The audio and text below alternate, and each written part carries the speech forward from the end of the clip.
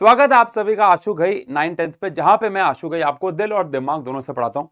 और science and fun education और इस चैनल पे हम लोगों ने अब मिड टर्म के एग्जाम्स के लिए इंपॉर्टेंट क्वेश्चंस को डालना शुरू कर दिया है। साइंस एंड फन एजुकेशन में बाकी टीचर्स डाल रहे हैं और यहाँ पे मैं आपको 9th-10th के इंपॉर्टेंट क्वेश्चंस देता रहूंगा।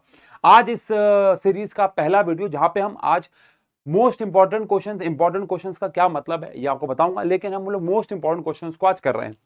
अब ये तो आप सब जानते हैं कि आप सबका बेसिक सिलेबस मिड टर्म या हाफ ईयरली का लगभग सेम है। जैसे सभी बच्चों का केमिस्ट्री में फर्स्ट सेकंड चैप्टर तो आ ही रहा है, कुछ बच्चों का थर्ड यानी मेटल्स एंड नॉन मेटल भी आ रहा है और कुछ बच्चों का थर्ड मेटल नॉन मेटल आधा आ रहा है। ये मैं अपने ऑफलाइन और हमारे जो पेड बैच है ऑनलाइन उनके रिस्पेक्ट से आपको बता रहा हूँ। वेरिएशन हो सकते हैं, कमेंट सेक्शन में बता देना कि क्या इससे अलग आ रहा है आपका या नहीं आ रहा है। फिजिक्स में बात करें तो यहाँ पे थोड़ी सी कंट्रोवर्सी है। 70-80% बच्चों का लाइट और ह्यूमन आई आ रहा है, लेकिन 30% बच्चे ऐसे भी हैं जिनका इलेक्ट्रिसिटी और मैग्नेटिक इफेक्ट आ रहा है। तो ऑब्वियस सी बात है, हम यहाँ पे लाइट और ह्यूमन आई के रिस्पेक्ट से ही काम करने वाले हैं। बाकी अगले के लिए आप मुझे कमेंट सेक्शन में बताना, ज्यादा बच्चे बोलेंगे तो उसके सवाल भी डाल देंगे। फिर अगर बात करें बायोलॉजी में तो life processes and control and coordination सबका आ रहा है।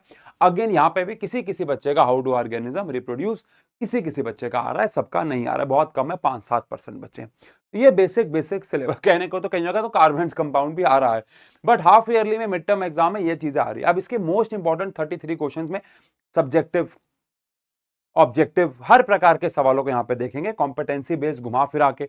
अब क्योंकि यहां पे क्वेश्चन आपको कराए जा रहे हैं तो एग्जाम में आप ये उम्मीद ला के रखिएगा कि ऐसा भी हो सकता है कि सवाल एज इट इज उठ के आ जाए, ऐसा भी हो सकता है कि जो हमने सवाल आपको बहुत घुमा फिरा के दिए वो थोड़ा सा सिंपल भाषा में आ जाए, और उल्टा भी हो सकता है कुछ सवाल हम बहुत सिंपल भी लेके आए हैं वो आपके एग्जाम में घुमा फिरा के आ जाए। लेकिन अगर आप आज के सवालों के किसी भी टीचर की वीडियो के सवालों का रट्टा मारोगे तो 2-3 सवाल पेपर में एग्जैक्ट आएंगे, इसलिए रट्टा नहीं मारना, समझना है। अगर आप समझते हो तो उससे सिमिलर सवालों को भी आप बहुत इजीली टैकल कर पाओगे।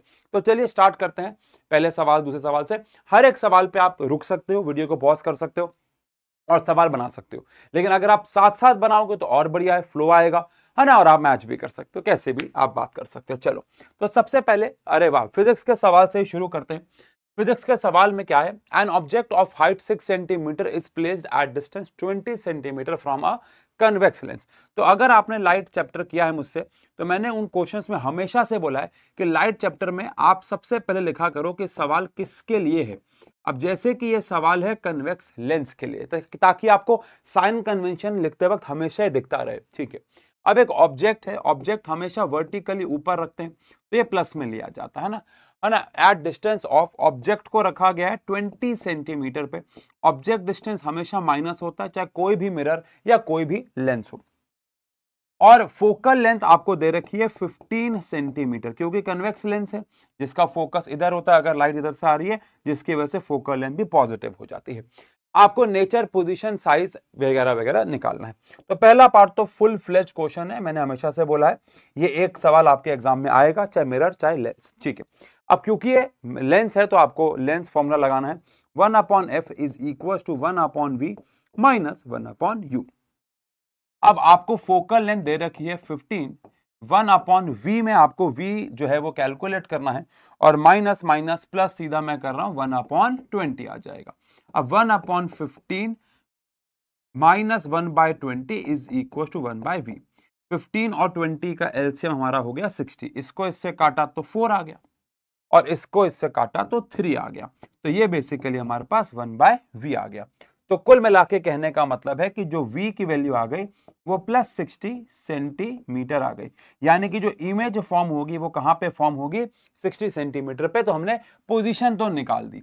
हम अंग्रेजी में देखो, हर एक न्यूमेरिकल जो सब्जेक्टिव आया लास्ट स्टेटमेंट जरूर लिखना, hence the image is formed at 60 centimetre in right side of the lens, ऐसा कुछ करके लिख सकते हो, ठीक है। अब आपको साइज के बारे में बात करनी है, और साइज के आते ही आप नेचर भी बता पाओगे। v पॉजिटिव तो आ चुका है, पॉजिटिव तो आ चुका है, इसका मतलब इतना तो पता है कि इमेज जो है वो रियल है। बाकी वो रियल के साथ इन्वर्टेड है या इरेक्ट है ये आपको देखना होगा। अब आप सोच रहे होगे सर हमेशा तो रियल के साथ इन्वर्टेड ही होता है, हाँ सही कह रहे हो, बट शो भी करना होता है ना बेटा। तो यहाँ पे अभी ये तो शो नहीं हुआ है कि ये इन्वर्टेड है या नहीं, ठीक है। उसके लिए पहले हम लोग निकालेंगे मैग्निफिकेशन। मैग्निफिकेशन का फॉर्मूला होता है v/u, जिसका फॉर्मूला हमारे पास h2/h1 भी होता है। मिरर के लिए होता है -v/u, यहां पे हो जाता है v/u। अब v हमारे पास आया है 60, और u हमारे पास कितना है -20। ठीक है, ठीक है, ठीक है। H2 हम लोगों को यहाँ पे कैलकुलेट कर लेना चाहिए और H1 हम लोगों को 6 जो है वो दे रखा है, 6 जो है वो दे रखा है। तो यहां से मेरे पास H2 की वैल्यू, इसको इससे काट देंगे, इसको इससे काट देंगे, हमारे पास 3 आ जाएगा, 6 3, ये हमारे पास -18 सेंटीमीटर आ गया। ये हमारे पास -18 सेंटीमीटर आ गया, अगर मैंने सारी कैलकुलेशन ठीक की है तो। एक बार दोबारा देख लेते हैं कैलकुलेशन भाई, ठीक है ना। बाकी तो इसको इससे काटा तो 3 आया, 6 3 18 आ गया। अब 18, पहली बात तो माइनस का आया है, और माइनस का आया इसका मतलब इमेज इन्वर्टेड है, और v किसका आया है प्लस का आया, इसका मतलब रियल एंड इन्वर्टेड है। Hence the image is real and inverted and image is magnified also. Why magnified? Because object की हाइट 6 सेंटीमीटर और इमेज 18 सेंटीमीटर की बनी है, भले माइनस की बनी, उससे कोई फर्क नहीं पड़ता, वो तो उल्टा है। तो लास्ट में स्टेटमेंट आ जाएगी, hence image is magnified, image is real and inverted, और पोजीशन भी आ गई। तो पहला पार्ट तो हमारा हो जाता है। स्टेटमेंट लिख देना। दूसरे पार्ट में कह रहे हैं if the object is moved closer to the lens, 10 centimetre closer ले गए आप, what changes occur in the image, image में क्या चेंजेस अकर होंगे, आपको एक्सप्लेन करना है थियोरेटिकली, कोई न्यूमेरिकल नहीं करना है। सुनो, थियोरेटिकली का मतलब क्या हुआ, ये अगर हमारे पास लेंस है, ध्यान सुनना, ये हमारे पास f होता है और ये हमारे पास 2f होता है, ये हमारे पास f हो गया और ये भी हमारे पास 2f हो गया, ये 1 हो गए, ये 2 हो गए, ठीक है, ठीक है, ठीक है। अब फोकल लेंथ ध्यान रखो, फोकल लेंथ हमारे पास 15 है और पहले ऑब्जेक्ट पड़ा हुआ था 20 पे, यहाँ पे है ना। तो आप सबको पता, अगर यहाँ पड़ा हुआ था तो इमेज जो है वो मैग्नीफाइड बनी होगी, इमेज जो है वो मैग्नीफाइड बनी होगी, काफी बड़ी इमेज बनी होगी, जो कि बनी भी है। लेकिन अब आप उसको 10 सेंटीमीटर आगे ले गए, पहले 20 पे था, अब आप उसको 10 और आगे ले गए, तो मतलब आप 10 पे ले गए। अब ये फोकल लेंथ 15 सेंटीमीटर की है, फोकल लेंथ 15 सेंटीमीटर की, आप उसको 10 और आगे यानी कि यहां ले गए, इसका मतलब ऑब्जेक्ट आ गया ऑप्टिकल सेंटर फोकस पे, इसका मतलब है इमेज यहां आ जाएगी। क्यों? क्योंकि जब ऑब्जेक्ट ऑप्टिकल सेंटर फोकस के बीच में होता है, अगर आपने याद किया हुआ है, तो इमेज बन जाएगी virtual and erect, virtual and erect, यानी कि बी वाले केस में जो इमेज रियल एंड इन्वर्टेड थी, जो इमेज रियल एंड इन्वर्टेड थी, वो हो जाएगी वर्चुअल एंड इरेक्ट। ये एक बहुत बड़ा चेंज आएगा, बिकॉज अब ऑब्जेक्ट ऑप्टिकल सेंटर और फोकस के बीच में आ गया है, ठीक है ना। तो ये बहुत ही अच्छा प्यारा सवाल है, एग्जाम में आ सकता है। चलिए आगे बढ़ते हैं। Two lenses of power +3 diopter and -2 diopter are placed in contact. In contact में रखा गया है। आपको बताना है कि जो फोकल लेंथ है और जो नेचर है कॉम्बिनेशन का, वो क्या होगा, जो कंबाइंड फोकल लेंथ है और उनका नेचर क्या है। तो कंबाइंड फोकल लेंथ के पहले आपको कंबाइंड पावर निकालनी होगी। तो भैया अगर आपको टोटल पावर निकालनी है, कंबाइंड पावर निकालनी है, तो टोटल पावर का फॉर्मूला, जिसको मैं पी नेट मान रहा हूं, जो कि हो जाएगा P1 + P2। जब लेंसेज कांटेक्ट में होते हैं तो टोटल पावर ऐड हो जाती है। सर अगर कांटेक्ट में नहीं है तो अरे उसके लिए 12th में जाना पड़ेगा, रे ऑप्टिक्स। अगर कांटेक्ट में नहीं है तो चीजें थोड़ा सा कॉम्प्लिकेटेड हो जाती हैं, फिर ये फॉर्मूला नहीं लगता है। खैर अभी के लिए हमारे पास 3 है और ये हमारे पास -2 है, तो आंसर आ जाएगा +1 डायोप्टर। ये हमारे पास कंबाइंड पावर आ गई। अब अगर ऐसा है तो क्या मैं कह सकता हूं कि नेट पावर का फॉर्मूला 1 में नेट फोकल लेंथ होगा। अब नेट पावर मेरे पास 1i है, नेट पावर मेरे पास 1i है, तो 1 में फोकल लेंथ भी मेरे पास कहीं ना कहीं +1 मीटर आ जाएगी, है ना भाई, +1 मीटर आ जाएगी मेरे पास फोकल लेंथ। डन है। Hence the combined focal length is 1 metre. इसके बाद आपसे पूछा हुआ है कि नेचर बता दो कॉम्बिनेशन का, तो क्या यह कहना सही है कि भाई hence the combined power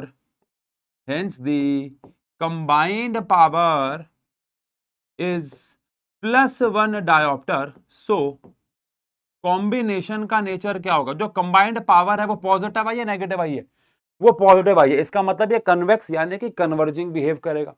और अगर नेट पावर नेगेटिव आती, मान लो यहाँ पे होता -3 और यहाँ पे होता कुछ और -2 या +1, और नेट पावर माइनस में आती, तो वो डाइवर्जिंग यानी कि वो कनकेव बिहेव करता। तो combined power is +1 dioptre, so combination will show plus आया तो कन्वर्जिंग नेचर, नेचर में कन्वर्जिंग लिखा करो, डाइवर्जिंग लिखा करो, कन्वर्जिंग नेचर, ब्रैकेट में चाहे लिख दो कि ये कन्वेक्स लेंस जैसा नेचर शो करेगा।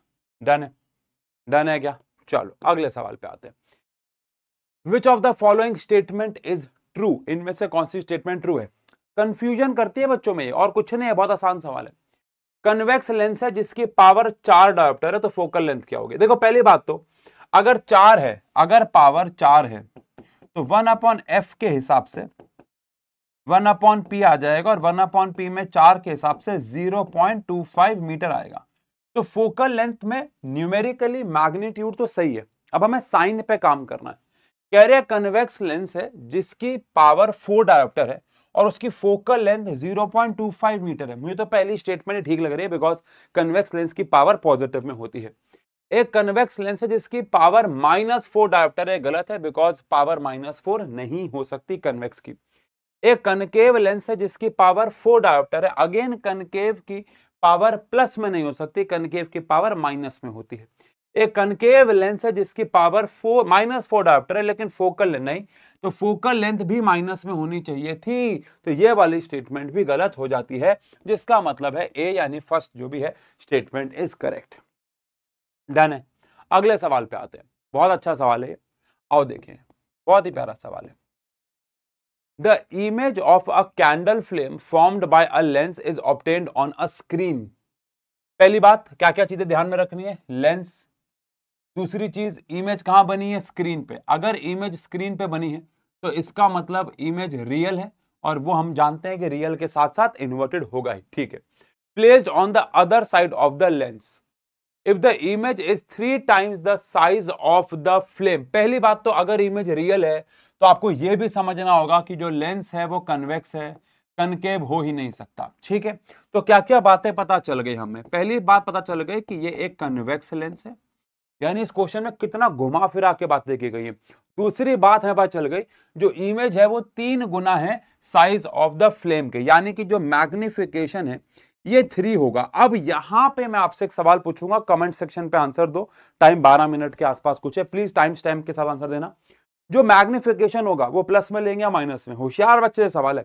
जो मैग्निफिकेशन होगा वो प्लस में होगा माइनस में होगा, यस वेरी नाइस। अगर आपने सही दिया है तो, नहीं तो वीडियो को पॉज करके अभी दे दो। आंसर है माइनस, क्यों, क्योंकि इमेज रियल बन रही है, रियल के साथ इन्वर्टेड है, लेंस के इस तरफ है, सब बोल रखा है, तो इमेज इन्वर्टेड ही होगी, यानी कि मैग्निफिकेशन -3 होगा, ठीक है। If the image is 3 times हो गया, and the distance between the lens and the image, lens and the image का distance क्या होता है, v होता है, is 80 सेंटीमीटर। प्लस का होगा क्योंकि उधर है। साइन कन्वेंशन का सारा खेल है, वो गलत कर दे तो काम खराब हो गया। At what distance should the candle be placed from the lens, candle को लेंस से कितना दूर रखा गया होगा। तो ऑब्वियस हो गया कि यहां पे आपको पहले u निकालना है, तो सिंपल है, मैग्निफिकेशन का फॉर्मूला आ जाएगा, लेंस है तो v/u हमारे पास फॉर्मूला आ जाएगा, ठीक है। मैग्निफिकेशन -3 है, v हमारे पास 80 है, u मुझे यहां से कैलकुलेट करना है, तो u की वैल्यू मेरे पास -80/3 सेंटीमीटर आ जाएगी। डेसिमल में निकाल लेना, ठीक है। लेकिन अभी तो आपको ध्यान रखना है कि माइनस में आई है, क्या सही आई है, यस, बिकॉज ऑब्जेक्ट का डिस्टेंस हमेशा माइनस में होता है, ठीक है, ठीक है, ठीक है। At what distance should the candle be placed from the lens? तो at 80/3 सेंटीमीटर पे we should put the candle from the lens. What is the nature of the image at distance of 80 centimeter and the lens? क्या? What is the nature of the image at a distance of 80 centimeter and the lens? अच्छा, आपसे lens का nature पूछ लिया तो वो तो हमने बता ही दिया। Nature of lens, nature of lens अगर आपसे पूछ लिया है तो कन्वेक्स लेंस है। थोड़ा अंग्रेजी मुझे गड़बड़ी लग रही है। What is the nature of the image, ये पूछा एट डिस्टेंस 80 सेंटीमीटर, वो जो 80 सेंटीमीटर पे इमेज बनी है उसी का नेचर पूछ रहे होंगे, और लेंस का नेचर पूछ रहे होंगे। तो नेचर ऑफ लेंस कन्वेक्स है, और नेचर ऑफ इमेज जो है वो तो हमने क्वेश्चन पढ़ के दोनों चीजों के आंसर दे दिए थे, वो रियल एंड इन्वर्टेड है। ये तो क्वेश्चन पढ़ के हमने आंसर दे दिए थे। डन हो जाएगा, डन हो जाएगा। बढ़िया सवाल है, बढ़िया सवाल है, बढ़िया सवाल है। आ जाओ भाई, आ जाओ। अगले सवाल पे आते हैं, मिरर के लिए करते हैं। मिरर के लिए कोई, अभी दोनों सवाल लेंस के थे। मिरर, देखो हम जो सवाल आपको लेंस के लिए करा रहे हैं वो मिरर के लिए भी आ सकता है। आप समझो बात को, सवालों के फॉर्मेट को समझो। Size of the image of an object by a mirror having focal length, एक मिरर है जिसकी फोकल लेंथ 20 सेंटीमीटर है, पता नहीं कौन है। Observe to be reduced by 1/3 of its size. At what distance the object has been placed from the mirror? What is the nature of the image and the mirror. देखो, size of the image of an object by a mirror having focal length 20 centimetre is observed to be reduce to 1/3 of its size, यानी image 1/3 हो गई है। What distance the object has been placed from the mirror, कितने distance पे object को रखा गया होगा, and what is the nature of the image and the mirror. अब इस क्वेश्चन में एक बड़ी कंट्रोवर्सी रहती है। क्या क्वेश्चन को पढ़ के अगर आप ध्यान से देखोगे तो कहीं नहीं बोला है कि इमेज स्क्रीन पे बन रही है, कहीं नहीं बोला हुआ है कि इमेज जो है वो लेफ्ट साइड पे बन रही है, राइट साइड पे बन रही है, और सबसे इंपॉर्टेंट बात, जो इमेज है वो छोटी है। इसका मतलब है जो इमेज है वो कनकेव मिरर से भी बनाई जा सकती है और कन्वेक्स मिरर से भी बनाई जा सकती है। यस और नो? क्योंकि कनकेव मिरर और कन्वेक्स मिरर दोनों ही छोटी इमेज बना सकते हैं, बट वर्चुअल और इरेक्ट कौन? कन्वेक्स। लेकिन यहां पे कुछ भी मेंशन नहीं है। तो इस क्वेश्चन में जब आप ऐसे क्वेश्चंस की मार्किंग स्कीम देखोगे तो वो इसके काउंटर में ये आंसर देते हैं। ये क्वेश्चन मैं क्यों करवा रहा हूं कि भैया आपके पेपर में ना आ जाए और आप कंफ्यूज ना हो जाओ। इस क्वेश्चन के काउंटर में वो आपको ये बोलते हैं कि जो फोकल लेंथ है वो प्लस में दे रखी है, बट ये बात गलत है वैसे तो। क्यों? क्योंकि जो फोकल लेंथ होती है, ये सवाल मैं जान के लेके आया हूं आपके लिए, जो फोकल लेंथ होती है स्टेटमेंट में कभी भी वो प्लस माइनस लिखा नहीं जाता। जैसे एग्जांपल के तौर पे अगर मैं इस क्वेश्चन की बात करूं जो अभी हमने पीछे किया, इस वाले क्वेश्चन में आपको बोल रखा है कि फोकल लेंथ, वो अलग बात है कि 15 सेंटीमीटर या प्लस ही हुआ। अगर यहाँ पे कनकेव लेंस भी होता तो फोकल लेंथ 15 ही लिखते हैं न्यूमेरिकली, या फिर कनकेव लिख देते हैं। बट इस क्वेश्चन में क्योंकि आपके पास और कोई हिंट नहीं है तो आपको यही मानना है कि फोकल लेंथ प्लस में गिवन है। इसका मतलब है अगर फोकल लेंथ प्लस में गिवन है तो ये एक सीधा सीधा मतलब हो जाता है कि ये एक कन्वेक्स मिरर है। ये एक कन्वेक्स मिरर है। क्वेश्चन को दोबारा पढ़ लो, 1 मिनट और लगा लो।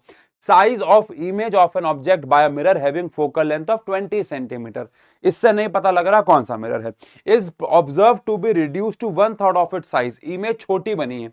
अगेन ये भी नहीं पता, इससे भी नहीं पता चल रहा कनकेव है या कन्वेक्स है। At what distance the object has been placed from the mirror, वो तो ऑब्जेक्ट डिस्टेंस निकालना है, और नेचर ऑफ द इमेज निकालना है, और मिरर का नेचर भी निकालना है, इमेज का नेचर भी निकालना है। तो द ओनली ऑप्शन लेफ्ट किस, हम ये कंसीडर कर रहे हैं कि फोकल लेंथ पॉजिटिव में है, ध्यान रखना, ठीक है प्लीज। तो as focal length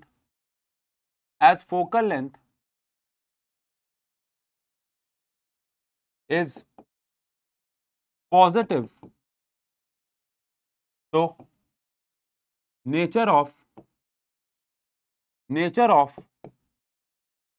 mirror is concave, sorry my bad convex, क्योंकि positive focal length convex mirror की होती है, ठीक है। अब अगर ऐसा है तो कन्वेक्स मिरर हमेशा कौन सी इमेज बनाता है? वर्चुअल एंड इरेक्ट, ठीक है। Image formed by convex mirror is always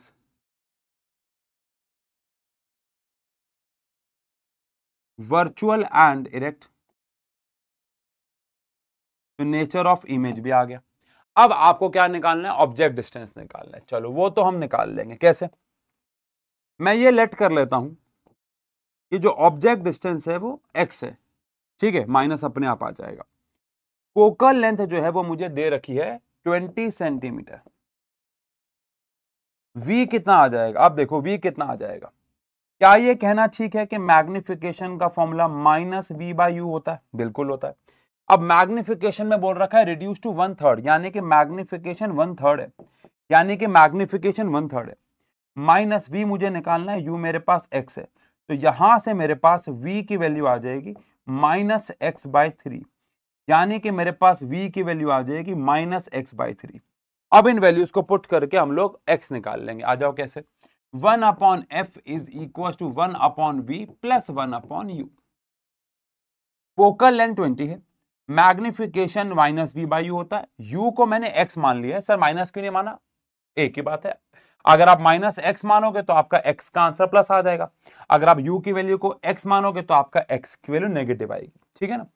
तो यहां से हमारे पास v आ जाता है -x/3। अब इसकी वैल्यू को यहां पुट कर देंगे तो फोकल लेंथ हमारे पास आ जाती है 20, v हमारे पास है -x/3 और ये हमारे पास है x। तो 1/20 ये आ जाता है मेरे पास -3/x प्लस 1/x, है ना। एलसीएम यहां पे हमारे पास आ जाता है x और ऊपर आ जाता है -2। तो यहां से x की सीधा सीधा वैल्यू हमारे पास -40 सेंटीमीटर आती है। जैसा कि मैंने आपको बताया था, अगर आप u को x लेते हो तो तो x की वैल्यू आपकी माइनस में आ जाएगी। माइनस पहले से ले लोगे तो प्लस आ जाएगी। इसका मतलब है कि ऑब्जेक्ट को कहां रखा जाएगा, 40 सेंटीमीटर पे। Hence object is placed at 40 centimetre from pole. तो इस सवाल को जब मैं पढ़ रहा था पहले मुझे लगा कि यार बच्चे कंफ्यूज ना हो जाएं, लेकिन फिर मुझे लगा यार कि बच्चे के पेपर में आ गया तो क्या होगा, बच्चे के पेपर में आ गया तो बच्चा एग्जाम में क्या करेगा, इसलिए सोचा कि ये सवाल डाल देते हैं। चलो डन, आगे बढ़े, अगले सवाल पे आते हैं। अगर ये नहीं समझ आया तो एक बार रोक के चाहे दोबारा समझ लेना इसको कि मैंने क्या बोला था। अगले सवाल पे आते हैं। The figure shows a ray of light as it travels from medium A to medium B। Question में भी लिखा हुआ है मीडियम A से मीडियम B जा रही है और डायग्राम में भी मेंशन किया हुआ है एरो। अब इस क्वेश्चन में बच्चे गलती क्या करते हैं, ये नहीं देखते कि मीडियम A कहां है, B कहां है, एरो कहां है, तो वो ऊपर से नीचे को मान लेते हैं, फिर इसको मान लेते हैं वो एंगल ऑफ इंसिडेंस और इसको मान लेते हैं वो एंगल ऑफ रिफ्रैक्शन, जो गलत हो जाता है। अगर आप ध्यान से देखें तो लाइट यहां जा रही है, पहली बात तो एरो भी बना हुआ है, और दूसरी बात एरो ना भी बनाओ, बोल रखा है कि ए से बी जा रही है। अगर ए से बी जा रही है तो ये हमारा एंगल आई हो गया ना, क्योंकि ये इंसिडेंट रे है, नॉर्मल है, ये हमारी रिफ्रैक्टेड रे नॉर्मल है, तो ये हमारा एंगल आर हो गया। इसके हिसाब से आपको आंसर जो है वो करना है, ठीक है। अब आपसे पूछा है refractive index of B with respect to A, तो ऑब्वियसली बात sine i by sine r हमारे पास फॉर्मूला है। अब साइन आई में हमारे पास आ गया साइन 60 और साइन आर में हमारे पास आ गया है साइन 45, ठीक है। साइन 60 की वैल्यू हो जाती है √3/2 और साइन 45 की वैल्यू हो जाती है 1/√2। इसको इससे काट दूंगा तो √2 आ जाएगा, तो आंसर √3/√2 आ जाएगा। इसको इससे काटूंगा √2 तो √3/√2 यानी कि ए हमारा आंसर हो जाएगा।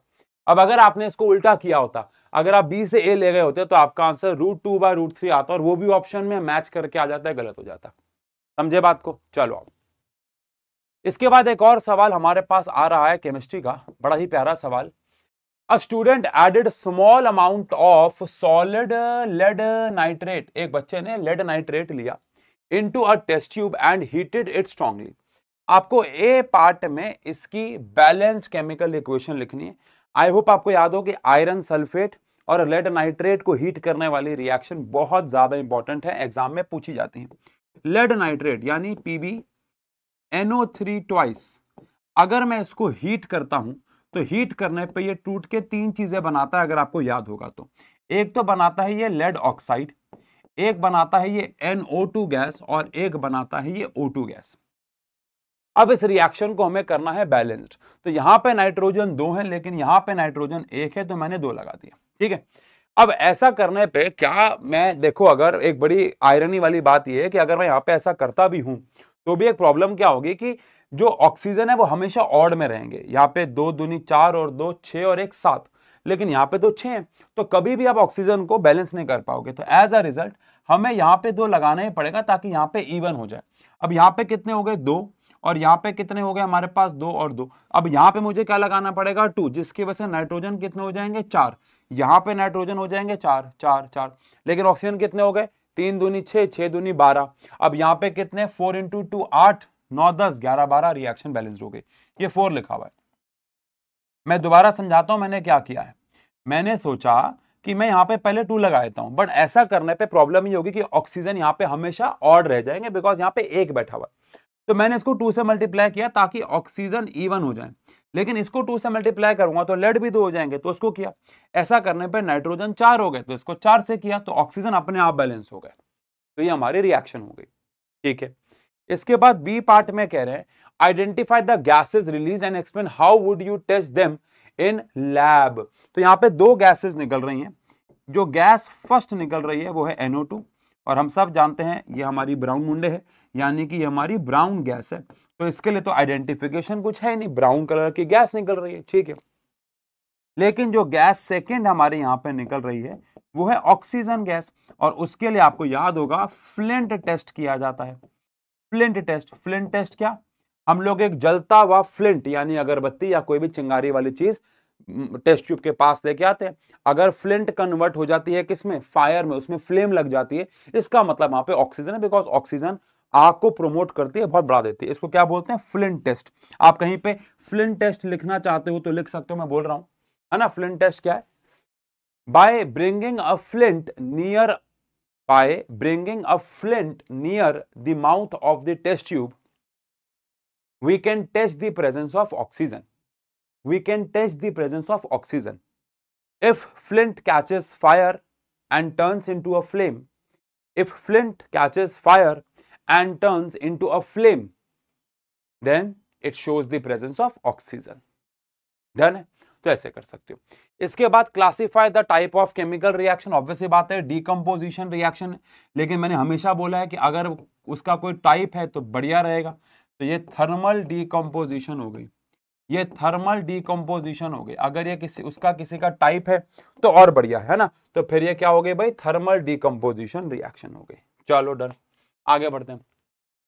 अगला सवाल क्या कह रहा है भैया, when a dilute sulfuric acid is poured on a solid sodium carbonate, आपको ब्रिस्क एफर्वेसेंस यानी कि कार्बन डाइऑक्साइड निकलेगी। Right the balance chemical equation, balance chemical, देखो केमिस्ट्री फिजिक्स बायो जितना पूछा उतना, पहले वाले पार्ट में सिर्फ आपसे बैलेंस केमिकल इक्वेशन पूछा और कुछ भी नहीं पूछा है, जितना पूछा उतना ही आंसर दो, दैट्स इट, ठीक है। when a dilute sulfuric acid is poured on solid sodium carbonate, आपको बुलबुले उठते हुए दिखेंगे। Right the balance chemical equation, आपको उसकी बैलेंस केमिकल इक्वेशन लिख देनी है। कौन कौन रिएक्ट हो रहा है भैया, सल्फ्यूरिक एसिड रिएक्ट हो रहा है किसके साथ, सोडियम कार्बोनेट के साथ। अगर ये सोडियम कार्बोनेट की बजाय सोडियम हाइड्रोजन कार्बोनेट के साथ भी रिएक्ट हो रहा होता, जो कि एग्जाम में आ सकता है, तो सेम रिएक्शन होती। तो क्या होगा भैया, ये क्या क्या बनाएंगे, सॉल्ट बनाएंगे, कार्बन डाइऑक्साइड बनाएंगे, वाटर बनाएंगे। सॉल्ट कौन सा बनेगा, Na2SO4, Na2SO4, साथ में बनेगी कार्बन डाइऑक्साइड और साथ में बनेगा पानी। क्या बनेगा भैया, पानी। बैलेंस कर लोगे, पक्का। बैलेंसिंग वाला पार्ट छोड़ दूं आपके लिए, बोलो भाई बैलेंसिंग कर लोगे। चलो वीडियो को पॉज करो, बैलेंसिंग करो जल्दी से, वीडियो को पॉज करो, बैलेंसिंग करो। हो जाए तो बता देना, मतलब कैसे बताओगे, कोई बात नहीं, चलो करो, ठीक है, डन है, ओके है, ठीक है। तो सर ये तो रिएक्शन ऑलरेडी बैलेंस्ड है, सर ये रिएक्शन तो ऑलरेडी बैलेंस्ड है, बिल्कुल ऑलरेडी बैलेंस्ड है, वेरी नाइस, बहुत बढ़िया। चलो आओ B part, name the gas released and describe a test for it with chemical reaction. तो पहली बात तो जो यहाँ पे गैस रिलीज होगी वो कौन सी गैस है भैया, कार्बन डाइऑक्साइड, कार्बन डाइऑक्साइड यानी कि CO2। अब इसके लिए क्या टेस्ट है, तो इसका जो टेस्ट है आपको याद होगा वो है lime water test, lime water test. लेकिन इस बार लाइम वाटर टेस्ट के लिए केमिकल रिएक्शन भी है। पहले थोड़ी सी अंग्रेजी लिखनी है, क्या है अंग्रेजी आपको पता है, नहीं पता तो लिख लो।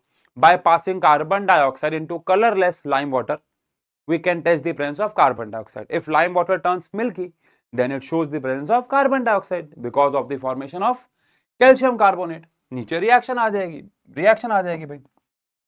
तो जब हम लाइम वाटर यानी कि कैल्शियम हाइड्रोक्साइड के अंदर कार्बन डाइऑक्साइड पास कराते हैं, ये हमारे पास कलरलेस होता है, ये हमारे पास कलरलेस होता है, तो ये बना देता है कैल्शियम कार्बोनेट, ये बना देता है कैल्शियम कार्बोनेट, और पानी तो बनाता ही है। और कैल्शियम कार्बोनेट जो है ये मिल्की होता है और ये हमारे लाइम वाटर को कन्वर्ट कर देता है मिल्की सॉल्यूशन के अंदर। डन है क्या, डन है क्या। चलो आप आगे बढ़ते हैं। ये अच्छा सवाल है, बहुत प्यारा सवाल है। देखो क्या, सारे सवाल अच्छे हैं, मतलब वो देख के ऐसे देखते ही ना ऐसे याद आता है कि हाँ यार ये सवाल तो मैंने बहुत शिद्दत से डाला था, तो वो ऐसा वाला फीलिंग आ जाती है।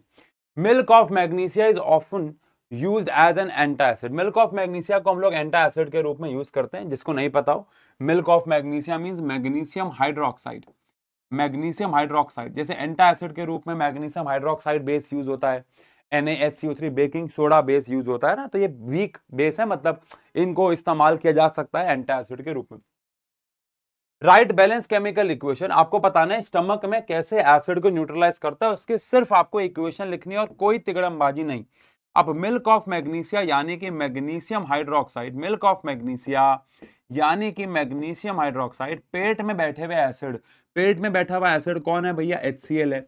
जब भी इसके साथ रिएक्ट होगा तो क्या बनाएगा, MgCl2 सॉल्ट बनेगा और साथ में बनेगा पानी, MgCl2 और साथ में पानी यानी कि H2O, यानी कि H2O। अब क्योंकि क्वेश्चन में बोला गया है कि आपको बैलेंस, ना भी बोला हो तो भी बेटा आपको अब केमिस्ट्री में जब भी कोई रिएक्शन लिखोगे बैलेंस्ड फॉर्म में ही लिखना है, ये आपका कर्तव्य बन जाता है अब, ठीक है। आओ देखिए रिएक्शन बैलेंस्ड है कि नहीं है। यहाँ पे हमारे पास एक ऑक्सीजन है, यहाँ पे हमारे पास 2 ऑक्सीजन है, तो यहाँ पे 2 लगा दो। ऐसा करने पे आपके पास, शाबाश शाबाश शाबाश, यहाँ पे भी आपको क्या लगाना पड़ेगा, एक सेकेंड, MgCl2 है तो 2 Cl तो चाहिए ही होंगे, है ना, 2 यहाँ है 2 यहाँ हो गए, डन है, बैलेंस हो गई। Mg 1 1 हो गया, Cl 2 2 हो गए, H 2 और 2 4, 2 और 2 4 हो गए, ऑक्सीजन 2 हो गए, रिएक्शन बैलेंस्ड हो गई, ठीक है। बी पार्ट में कह रहे हैं Why is magnesium hydroxide preferred over NaOH for this purpose? अरे बाबू NaOH को कह रहे हैं वो क्यों नहीं इस्तेमाल करते, ऑल्दो दोनों बेस हैं, तो NaOH जो है वो बहुत ज्यादा स्ट्रॉन्ग बेस है, very strong base, very strong base, बहुत ज्यादा स्ट्रॉन्ग बेस है, जिसकी वजह से ये ऑब्वियस बात है, एक तो एडिबल नहीं है, ये खाने लायक बेस नहीं है, सेकेंडली अगर इसको पेट में डाला गया तो ये स्टमक को, एसिड को तो न्यूट्रलाइज करेगा ही, लेकिन स्टमक को बहुत ज्यादा बेसिक भी बना देगा, जो कि बहुत ज्यादा प्रॉब्लम है। लेकिन मेजर कारण ये एडिबल नहीं है ना, मतलब इसीलिए तो नहीं है ना, बिकॉज ये बॉडी में जाके प्रॉब्लम क्रिएट करेगा, ठीक है। इसके बाद आता है name the type of chemical reaction, ये जो रिएक्शन की है आपने, ये टाइप कौन सा है, तो आंसर है न्यूट्रलाइजेशन रिएक्शन, न्यूट्रलाइजेशन रिएक्शन। जितना पूछा जाए उतना ही, बेटा टीचर्स को ना इरिटेशन है इस बात से, नेम द प्रोसेस में फिर बच्चा कहते the process involved in this reaction is neutral, अरे नहीं भैया, उनको आंसर से मतलब है, सिर्फ लिख के आना है neutralisation reaction, that's it, done. अगले सवाल पे आते हैं, the following reaction is an example of, NH3 oxygen के साथ रिएक्ट हो रहा है, NO बना रहा है और H2 बना रहा है, तो क्या ये रिएक्शन डिस्प्लेसमेंट रिएक्शन है, लग तो रहा है, क्योंकि ऑक्सीजन ने H को डिस्प्लेस किया है। ऑल्दो अभी तक हमने जो डिस्प्लेसमेंट रिएक्शंस पढ़ी हैं उसमें मेटल ने मेटल को डिस्प्लेस किया है, लेकिन यहाँ पे नॉन मेटल ने नॉन मेटल को किया है, तो ये भी एक डिस्प्लेसमेंट रिएक्शन है। अगर आपने मेरा केमिकल रिएक्शंस का वन शॉट देखा तो मैंने बताया था कि मेटल मेटल को डिस्प्लेस करता है, ये तो है, लेकिन नॉन मेटल भी नॉन मेटल को डिस्प्लेस कर सकता है। ऑल्दो उसकी रिएक्टिविटी सीरीज आपको नहीं पढ़नी है, तो उसके लिए आपको कोई सवाल नहीं आएगा कौन ज्यादा रिएक्टिव है कौन कम, लेकिन ऐसा होता है। खैर, ये कॉम्बिनेशन रिएक्शन तो बिल्कुल भी नहीं है, क्या रिडॉक्स रिएक्शन है, आंसर है हाँ। NH3 में देखो ऑक्सीजन ऐड हो रहा है, NH3 में अगर आप देखो तो ऑक्सीजन ऐड हो रहा है, तो इसकी ऑक्सीडेशन हो रही है, और इसमें हाइड्रोजन ऐड हो रहा है, तो मतलब इसकी रिडक्शन हो रही है। तो हाँ, ये तो गलत था, ये सही था, ये भी सही है। क्या ये न्यूट्रलाइजेशन रिएक्शन है, बिल्कुल भी नहीं। तो इसमें फर्स्ट और थर्ड कहां है, फर्स्ट और थर्ड कहां है, ये सी आंसर, यानी फर्स्ट और थर्ड ऑप्शन करेक्ट हो जाता है। तो मुझे लगता है कि डिस्प्लेसमेंट वाली चीज हो सकता है आपके लिए न्यू हो, नहीं हो, अगर नहीं है तो कमेंट सेक्शन में बताना, गुलाब का फूल छोड़ना, कि आपके लिए नई बात थी कि मेटल मेटल को तो डिस्प्लेस करता ही है, लेकिन नॉन मेटल को भी डिस्प्लेस नॉन मेटल करता है, जिसमें नॉन मेटल की भी डिस्प्लेसमेंट रिएक्शन होती है। इसलिए कह रहा हूं वन शॉट नहीं देखे तो देख लेना भैया, बहुत कुछ नया सीखने को मिलेगा, ठीक है। आओ, अब जैसे ये वाला सवाल है, ये एनसीईआरटी का एग्जाम्पलर है, एनसीईआरटी का एग्जाम्पलर क्वेश्चन है। अब ये क्वेश्चन हमारी जो हमने नॉर्मल पढ़ाई पढ़ी है उससे सॉल्व ही नहीं होगा। यहां पे आपको पता होना चाहिए कि हमने फर्स्ट चैप्टर में केमिकल रिएक्शंस एंड इक्वेशन में ऑक्सीडाइजिंग एजेंट और रिड्यूसिंग एजेंट पढ़ा था, यस। अब हमारी केमिस्ट्री में दो सबसे बेहतर ऑक्सीडाइजिंग एजेंट्स कौन कौन है, KMnO4 और K2Cr2O7। आप में से बहुत सारे बच्चों ने इनकी कोई रिएक्शन भी नहीं पढ़ी होगी अभी तक सिलेबस में, लेकिन मैं यहां पे आपको एक नोट का पॉइंट देना चाहूंगा, ये काफी इंपॉर्टेंट है, काम आ सकता है, और आपको शायद जान के हैरानी होगी, ये भले ही एग्जाम्पलर क्वेश्चन है लेकिन बोर्ड में भी आया हुआ है। नोट का पॉइंट जान के हैरानी होगी कि KMnO4 जिसको हम पोटेशियम पर मैंगनेट कहते हैं, पोटेशियम पर मैंगनेट कहते हैं, KMnO4 एंड K2Cr2O7 जिसको हम पोटेशियम डाइक्रोमेट कहते हैं, are very good oxidising agents, ये बहुत अच्छे ऑक्सीडाइजिंग एजेंट हैं। वहीं पे LiAlH4 and NaBH4 are very good कौन से एजेंट है? रिड्यूसिंग एजेंट है। अब देखो इनका कारण तो आपको पता चलेगा, ऑब्वियस सी बात है, 11th 12th में आके इसका जैसे आपको 12th में पता चलेगा, इसका भी आपको 12th में पता चलेगा। लेकिन ये कहीं ना, अब एग्जाम्पलर में क्वेश्चन है तो हो सकता है यार कॉम्पिटेंसी बेस्ड में कहीं ना कहीं घुमा फिरा के, क्या पता केस बेस्ड में ही आ जाए, बट आने के चांसेस हैं कि KMnO4, K2Cr2O7 और LiLH4 NaBH4 ये बहुत अच्छे रिड्यूसिंग एजेंट है और ये दोनों बहुत अच्छे ऑक्सीडाइजिंग एजेंट है। ठीक है, इसका नाम है लिथियम एल्यूमिनियम हाइड्राइड, जिसका नाम है सोडियम बोरेट। तो बहुत अलग अलग प्रकार के हमारे पास आ जाते हैं। सोडियम बोरोन हाइड्राइड भी इसको हम कह देते हैं। यस, बोरेट तो सॉरी अलग हो गया, सोडियम बोरोन हाइड्राइड, और ये लिथियम एल्यूमिनियम हाइड्राइड, ये हो गया पोटेशियम पर मैंगनेट, ये हो गया पोटेशियम डाइक्रोमेट। लेकिन क्वेश्चन क्या है? क्वेश्चन बहुत सिंपल है। कह रहे हैं एक dilute ferrous sulphate solution, ferrous sulphate आप सबको पता है ग्रीन कलर का होता है, है ना, was gradually added to beaker containing acidified, मतलब पोटेशियम पर मैग्नेट है, उसमें पर मैग्नेट है, KMnO4 है, एसिडिफाइड में थोड़ा सा एसिड भी डाला हुआ है उसके अंदर, अभी आपको उससे लेना देना नहीं है। The light purple colour of the solution, जो ये KMnO4 होता है ना, ये पर्पल कलर का होता है, कह रहे पर्पल कलर का सॉल्यूशन फेड हो गया। क्यों फेड हो गया? बिकॉज KMnO4 एक ऑक्सीडाइजिंग एजेंट होता है, KMnO4 एक ऑक्सीडाइजिंग एजेंट होता है और वो FeSO4 को ऑक्सीडाइज कर देता है, तो उसका भी कलर उड़ा देता है, देखा जाए तो अपना कलर भी उड़ा देता है। FeSO4 एक ऑक्सीडाइजिंग एजेंट है। अरे नहीं, क्या बात कर रहे हो? The colour disappear due to dilution की वजह से कलर उड़ा? नहीं, रिएक्शन होती है। KMnO4 एक अनस्टेबल कंपाउंडर, वो डिकम्पोज हो जाता है इन द प्रेजेंस ऑफ, गलत। ये आंसर सही है कि KMnO4 एक बहुत अच्छा ऑक्सीडाइजिंग एजेंट है और वो आयरन सल्फेट को ऑक्सीडाइज करता है, जिसकी वजह से रिएक्शन होती है और कलर फेड हो जाता है। चलिए आगे बढ़ते हैं। Solid calcium oxide reacts vigorously with water. Calcium oxide, चूना, याद होगा चूना, कैल्शियम ऑक्साइड चूना पानी के साथ रिएक्ट होता है और बहुत ज्यादा जल्दी रिएक्शन करता है और हाइड्रोक्साइड बनाता है, ये भी आपको याद होगा, और हीट पैदा करता है। This process is called slaking of lime. Calcium hydroxide पानी में घुल जाता है और उसको लाइम वाटर कहते हैं। Which among the following statement is correct. अब क्योंकि इन्होंने खुद बोला है कि हीट निकल रही है, तो प्रोसेस कौन सा तो होगा ही, एक्सोथर्मिक तो होगा ही, एंडो तो नहीं हो सकता। और दूसरी बात, कैल्शियम हाइड्रोक्साइड पानी में घुलता है और बेस बनाता है। कैल्शियम हाइड्रोक्साइड बेसिक नेचर का होता है, कैल्शियम हाइड्रोक्साइड बेसिक नेचर का होता है, जिसके वजह से जो pH होगा सॉल्यूशन का वो मोर देन 7 होगा, बिकॉज ये बेस है, बेस का pH 7 ज्यादा होता है, तो रिएक्शन एक्सोथर्मिक है और pH 7 से ज्यादा है। तो सेकंड एंड थर्ड ढूंढो, second and third option correct option है। डन है, ओके है, पक्की बात। चलो आओ आगे बढ़ते हैं। MCQ नहीं है, आपको इन सबके रिएक्शन बनानी है और फिर उसे बैलेंस करना। ऐसा करते हैं, मैं इनके रिएक्शन बनाता हूं, आप इनको बैलेंस करना, फिर मैं बैलेंस करूंगा, मैच कर लेंगे। या बैलेंस तो आप ऐसे भी कर सकते हो। आओ इन रिएक्शंस को बैलेंस करते हैं। पहली वाली रिएक्शन थर्माइट रिएक्शन हो रही है। थर्माइट रिएक्शन वैसे मेटल से नॉन मेटल में आपको पढ़नी है, क्या पता आप में से कुछ ने पढ़ लियो, बट अभी जरूरत भी नहीं है, बिकॉज लिखा हुआ है आयरन थर्ड ऑक्साइड यानी Fe आयरन थर्ड यानी Fe2O3 रिएक्ट हो रहा है एल्यूमिनियम के साथ और क्या बनाएगा? एल्यूमिनियम ऑक्साइड Al2O3, और साथ में हीट तो निकलेगी लेकिन आयरन निकलेगा पिघला हुआ। ठीक है, खैर मोल्टन आयरन निकलेगा, अभी बैलेंसिंग में मोल्टन का कोई काम नहीं है, लेकिन ठीक है लिक्विड फॉर्म में।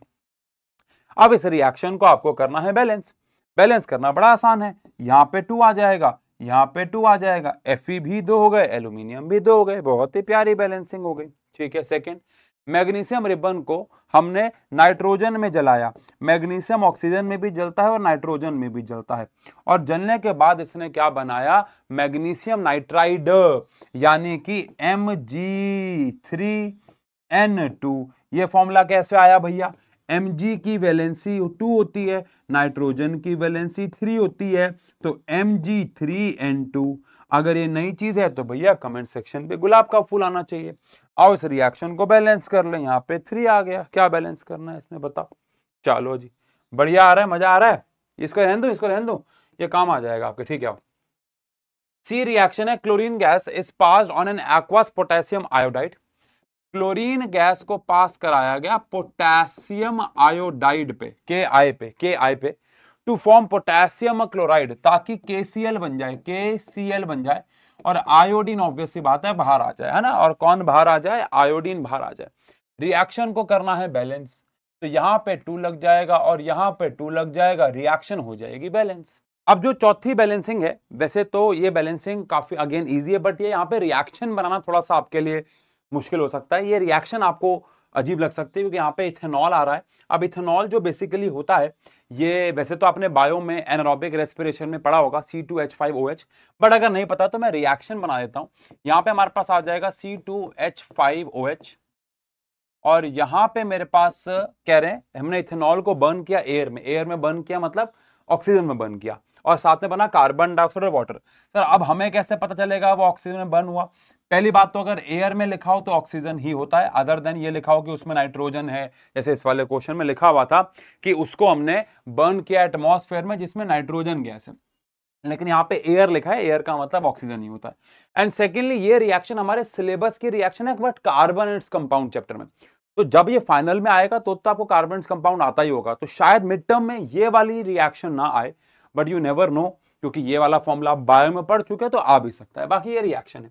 अब इसको बैलेंस करेंगे तो मुझे लग रहा है बहुत ही सिंपल इसकी बैलेंसिंग हो जाएगी। यहां पे मैं लगा दूंगा 2, ऑक्सीजन मेरे पास हो जाएंगे 2, 4 और 1 5। ठीक है, यहां पे मेरे पास एक ऑक्सीजन यहां बैठा हुआ है, ध्यान रखना। अच्छा, अब हाइड्रोजन कितने? 6 हैं, तो यहां पे मुझे क्या लगाना होगा? 3 लगाना होगा, ठीक है, ताकि 6 हो जाए। अब ऑक्सीजन कितने हो गए? गिनो, ऑक्सीजन हो गए 2 दूनी 4 और 3 7। यहां पे अगर मैं 3 लगा देता हूं तो 3 इंटू 2 6 और 1 7, तो यहां पे भी 7 हो गए, यहां पे भी 7 हो गए, यहां पे हाइड्रोजन 5 और 1 6 हो गए, यहां पे भी 6 हो गए, कार्बन 2 है, ये रिएक्शन बैलेंस हो गई। तो बैलेंसिंग तो चलो खैर आप कर लेते हैं, लेकिन मेजर चीज जो है वो रिएक्शन है, जो कि मैं लिख दी है वैसे आपके लिए। चलो आप आगे बढ़ते हैं, अगले सवाल पे आते हैं। सवाल क्या है भैया? सवाल कह रहा है कि during electrolysis of Bryan gas BG, यानी कि जब हमने ब्राइन मतलब नमक पानी के अंदर बिजली पास कराई तो G गैस एनोड पे आई। When the gas G is pass through slaked lime, compound C is formed which is used for disinfecting drinking water. Write the formula of G and C.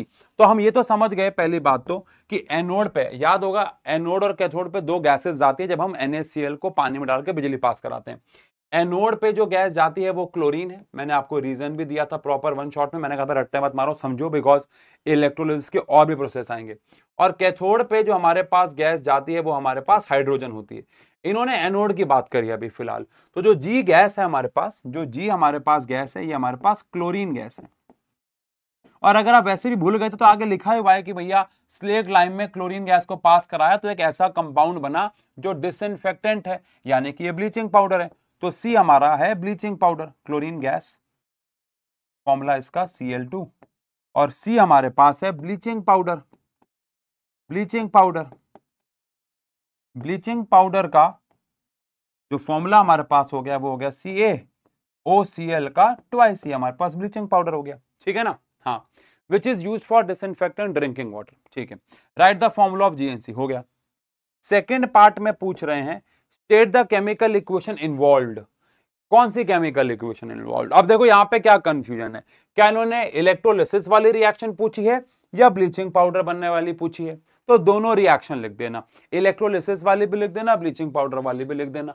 बाकी मुझे तो लग रहा है इन्होंने ये वाली पूछी होगी। खैर, अगर मैं बोलूं NaCl को पानी में डाला, NaCl को पानी में डाला और फिर उसके अंदर बिजली पास कराई, इलेक्ट्रिसिटी पास कराई, क्लोर अल्कली प्रोसेस, तो यहां पे आपको 3 चीजें मिलती हैं, याद करो। एक आपको मिलता है NaOH, एक आपको मिलता है H2 और एक आपको मिलता है Cl2। अगेन H2 आपको कहां जाके मिलता है? कैथोड पे, और Cl2 आपको कहां जाके मिलता है? एनोड पे। डन है, बढ़िया है। स्टेट द केमिकल इक्वेशन बोला, इक्वेशंस नहीं बोला, तो मेरे हिसाब से ये बोला होगा। बाकी ब्लीचिंग पाउडर वाली भी लिख सकते हैं ऑन अ सेफर साइड, ठीक है। What is the common name of compound C? अरे ये तो लिख ही दिया मैंने, ब्लीचिंग पाउडर। तो कैल्शियम ऑक्सीक्लोराइड भी आप फॉर्मूले में यहाँ पे लिख सकते थे, जैसे यहाँ पे क्लोरीन गैस लिखा है। अगर इन्होंने कॉमन नेम आगे पूछा हुआ है तो आगे लिखना बेहतर रहेगा। यहाँ पे हम लिख देते हैं कैल्शियम ऑक्सीक्लोराइड, जो कि इसका साइंटिफिक नेम है, केमिकल नेम है। अब अगले पार्ट में उन्होंने पूछा हुआ है कि अरे भाई केमिकल नेम भी पूछा हुआ है, तो फॉर्मूला ही पूछा था बस, तो यहाँ पे कुछ मत लिखना क्योंकि इन्होंने केमिकल नेम भी पूछा हुआ है और आगे ये भी पूछा हुआ है। चलो खैर कोई बात नहीं। तो सी का जो कॉमन नेम है वो ब्लीचिंग पाउडर है, ब्लीचिंग पाउडर है, ठीक है। दोनों आगे भी पूछे हुए हैं, मस्ती हो रखी है मस्ती। और इसका केमिकल नेम हमारे पास कैल्शियम ऑक्सीक्लोराइड है, कैल्शियम ऑक्सीक्लोराइड है, कैल्शियम ऑक्सीक्लोराइड है। डन। चलो ठीक है आगे बढ़ते हैं। अगला सवाल आ रहा है हमारे पास, ये क्या है भाई? On heating X at 373 kelvin it loses water molecules and becomes Y. Y is a substance which doctor use for supporting fracture bones in the right position. ठीक है, आइडेंटिफाई एक्स एंड वाई, सिर्फ identify करने को बोला है, तो हम समझ गए एक्स हमारे पास जिप्सम है। पहले क्वेश्चन पढ़ लेते हैं, ये ना आगे कॉमन नेम पूछा हो। How can X be reobtain from Y? नहीं, तो इसका मतलब है आपको सब यही बताना है। तो एक्स हमारे पास जो है ये जिप्सम है, जिसका फॉर्मूला है CaSO4.2H2O और जिसका नाम है calcium sulphate dihydrate, calcium sulphate dihydrate, ठीक है। It loses water molecule and becomes Y. Y हमारे पास कौन है? POP है, फॉर्मूला CaSO4.12H2O है, नाम सेम है कैल्शियम सल्फेट, बस डाई की बजाय हेमी हाइड्रेट, आपको पता है इसका फॉर्मूला नाम हो जाता है, ठीक है। इसके बाद सेकेंड पार्ट में कह रहे हैं how can X be reobtain from Y? वापस से वाई से एक्स कैसे बना सकते हैं? तो simply by adding water, by adding water, जिसको हम पानी डाल के वापस y को x में कन्वर्ट कर सकते हैं। तो CaSO4.12H2O जो कि हमारा POP है, अगर आप इसमें वापस से पानी डाल दोगे जो कि 3/2H2O को ही ये एब्जॉर्ब करेगा, तो ये क्या बना देगा? कैल्शियम सल्फेट .2H2O, यानी कि ये वापस से हमें जिप्सम बना के दे देगा और हार्ड हो जाएगा, वो हम सब जानते हैं। डन, ठीक है। चलो अगले सवाल पे आते हैं भाई। क्या है सवाल? आपको आइडेंटिफाई करना है type of reaction taking place in the following cases and right the balanced chemical equation. पहले तो आपको आइडेंटिफाई भी करना है, फिर बैलेंस भी करना है, ठीक है। Zinc reacts with silver nitrate to produce zinc nitrate and silver. साफ साफ पता लग रहा है रिएक्शन डिस्प्लेसमेंट रिएक्शन है, डिस्प्लेसमेंट रिएक्शन है, बिकॉज जिंक सिल्वर को डिस्प्लेस कर रहा है। तो जिंक रिएक्ट हुआ है AgNO3 के साथ, इसने बना दिया होगा जिंक नाइट्रेट यानी ZnNO3 ट्वाइस, और सिल्वर को निकाल दिया होगा धक्के मार के बाहर। इसको 2 से मल्टीप्लाई करना होगा, बैलेंस भी हो गई, ठीक है। बी में क्या कह रहे हैं? पोटेशियम आयोडाइड लेड नाइट्रेट, पढ़ के समझ में आ गया, डबल डिस्प्लेसमेंट, गिनी चुनी तो डबल डिस्प्लेसमेंट या प्रेसिपिटेशन रिएक्शंस है, लेकिन जब टाइप पूछते हैं तो डबल डिस्प्लेसमेंट इनमें से ये बताना होता है ना, या फिर कॉम्बिनेशन या फिर डिकम्पोजिशन। तो डबल डिस्प्लेसमेंट है।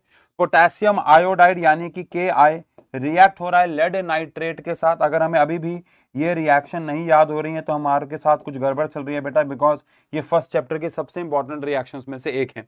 इसने क्या बनाया? पोटेशियम नाइट्रेट यानी KNO3, और याद होगा लेड आयोडाइड का प्रेसिपिटेट बन जाएगा।